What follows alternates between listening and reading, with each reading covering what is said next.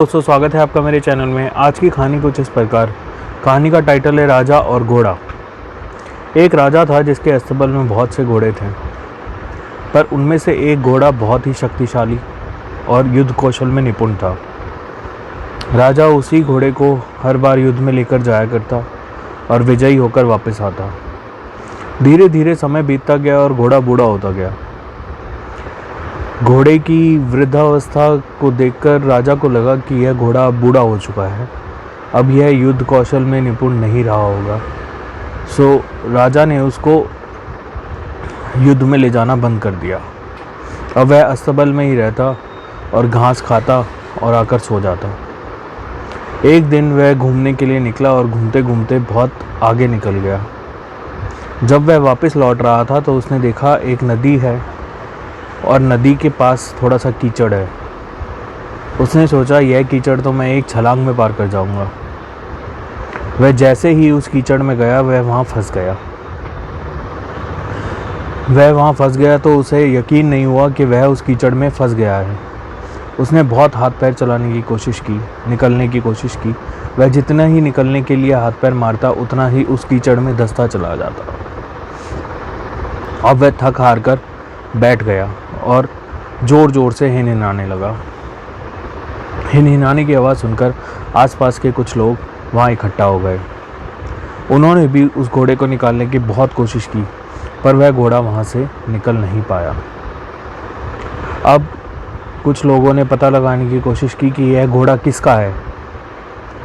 तो जैसे ही पता चला कि यह घोड़ा राजा जी का है और राजा जी का बहुत प्यारा घोड़ा है, कुछ लोग राजा जी के पास पहुँचे और उन्हें सारी कथा सुनाई।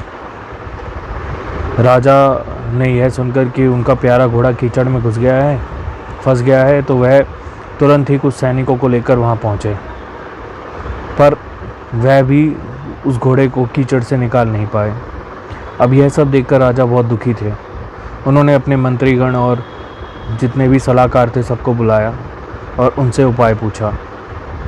तभी उनमें से एक मंत्री बोला कि राजा जी, एक काम कर सकते हैं, युद्ध का माहौल बनाएं, ढोल नगाड़े बजवाएं, वह तलवारें और भालों की आवाज़ें करें, तब शायद ये घोड़ा बाहर निकल आए।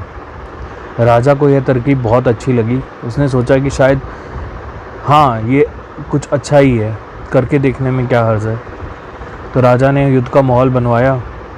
जैसे ही युद्ध के लिए नगाड़े बजे और तलवारों और भालों की आवाज़ें सुनकर घोड़े की नसों में कुछ अलग ही खून का संचार दौड़ पड़ा। उसकी नसों में अलग सी जवानी आ गई।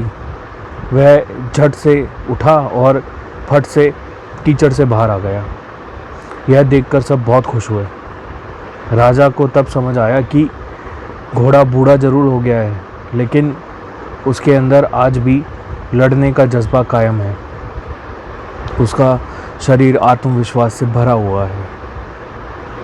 तो दोस्तों, हमें इस कहानी से यह सीख मिलती है कि उत्साह और आत्मविश्वास हमेशा कायम रखना चाहिए। मुश्किलें कितनी भी बड़ी हों, प्रॉब्लम्स कितनी भी ज़्यादा हों, आपको अपना उत्साह और आत्मविश्वास नहीं छोड़ना चाहिए।